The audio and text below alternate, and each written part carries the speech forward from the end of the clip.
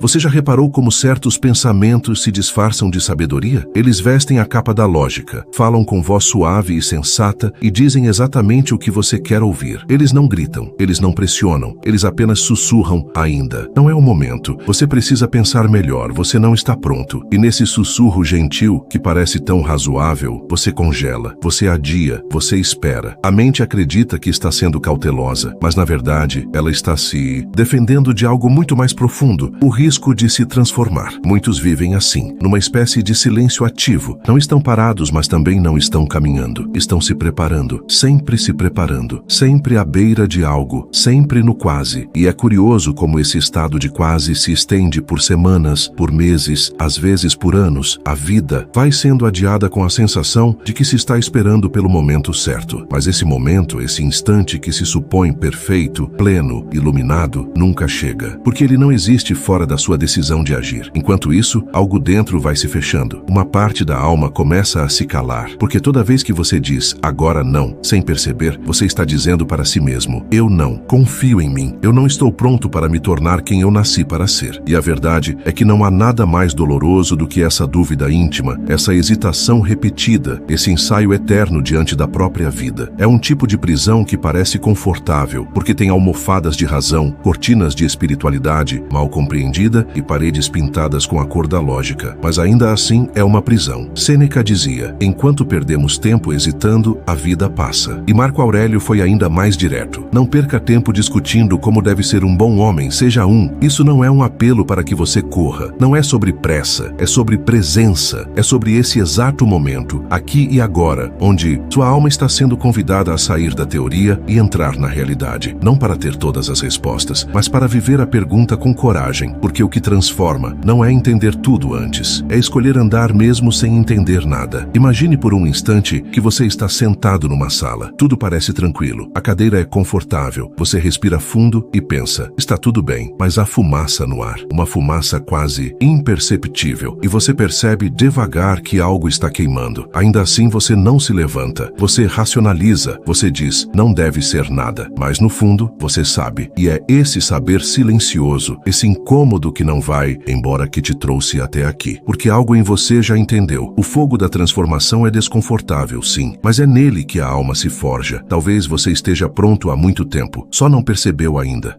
O pensamento silencioso que sabota sua vibração. Ainda não estou pronto. Poucas frases carregam tanta ilusão e paralisação quanto essa. Ainda não estou pronto. Ela não chega como um grito, chega como um sussurro, como uma desculpa refinada que a mente criou para continuar se protegendo. Parece prudência, parece maturidade, às vezes até parece espiritualidade, mas por trás desse pensamento está o medo de se expor, o medo de falhar, o medo de ver o que acontece quando você finalmente tenta e talvez descubra que não era como você imaginava. Esse pensamento é silencioso porque não causa dor imediata, ele não machuca de forma explícita, ele apenas adia. E nesse adiamento contínuo, ele vai drenando sua energia vital, enfraquecendo sua autoconfiança, amortecendo sua intuição. A sensação é de estagnação mascarada por atividade, como alguém que organiza a mala todos os dias, mas nunca parte para a viagem. E você vai se convencendo de que está se preparando, quando na verdade está apenas se distraindo. A neurociência mostra que esse tipo de paralisia nasce na amígdala, a área do cérebro responsável pela detecção de ameaças. Para ela, qualquer mudança representa risco. Por isso, ela envia sinais de alerta mesmo quando você está prestes a fazer algo bom. Ela não distingue se o novo é benéfico ou não. Ela apenas reage. E esse não estou pronto se torna uma proteção emocional inconsciente que bloqueia o córtex pré-frontal, a região que enxerga o futuro, que planeja, que sonha. Do ponto de vista espiritual, esse pensamento vibra em falta, vibra na escassez de poder pessoal. Ele não parte da presença, parte da ausência. E tudo o que nasce na ausência gera mais ausência. É por isso que, enquanto você se convence de que está se preparando, a sua frequência continua emitindo dúvida. E a dúvida não cria, a dúvida não manifesta, a dúvida apenas mantém tudo como está e ainda chama isso de cautela. Pense numa semente. Ela não analisa se está pronta, ela apenas responde ao solo. Ela sente a terra, sente a água, sente o calor e decide romper sua casca. Você é essa semente. A sua decisão é o solo fértil que sua alma está esperando. Não há um momento perfeito lá fora. Há um momento possível aqui dentro. E talvez você não esteja esperando estar pronto. Talvez você só esteja esperando parar de se esconder atrás dessa frase. Talvez o seu ainda não seja o verdadeiro impedimento entre quem você é e quem você já poderia ser. 2. O erro invisível de usar a espiritualidade como justificativa para a paralisia. Existe uma linha tênue entre confiar no tempo do universo e esconder-se atrás dele. Muita gente se apega à ideia de que tudo acontece na hora certa, mas no fundo estão apenas esperando uma permissão cósmica para não agir. E é aí que a espiritualidade, que deveria libertar, começa a se transformar em prisão confortável. Uma prisão perfumada, cheia de palavras bonitas, mas que sufoca silenciosamente a alma que quer se mover. Essa paralisia disfarçada de fé é uma das formas mais sutis de autossabotagem, porque ela não parece medo, parece entrega, não parece fuga, parece aceitação. Mas a verdade é que muitas vezes o tempo do universo que dizemos esperar é só o tempo da nossa inércia, um adiamento espiritualizado que nos impede de assumir a responsabilidade pelas nossas escolhas, porque é mais fácil dizer que não era para ser agora do que encarar o desconforto de fazer mesmo sem garantia. A falsa espiritualidade cria uma zona de conforto sofisticada, um espaço onde tudo é compreendido, mas nada é transformado, onde se fala muito sobre consciência, mas se vive pouco o movimento, onde o silêncio interno serve mais como anestesia do que como despertar, e o tempo vai passando, disfarçado de espera sagrada, quando, na verdade, é só hesitação acumulada. Espiritualmente falando, o tempo divino não é um tempo passivo, é um tempo de sintonia ativa, é o tempo de quem se conecta com a realidade interna e externa e age quando sente o chamado, mesmo com medo, mesmo sem ter todas as respostas, mesmo sem controle absoluto, porque a alma não precisa de certezas, ela precisa de coerência, e muitas vezes a ação é a única forma de demonstrar fé de verdade. Se você tem repetido há meses que está esperando um sinal, talvez o sinal seja esse mesmo que você está vivendo agora, a ausência de movimento. Às vezes o sinal não vem como luz, nem como coincidência, nem como revelação. Às vezes o sinal é o desconforto de saber que você poderia estar fazendo algo, mas não está. E dentro desse desconforto mora uma escolha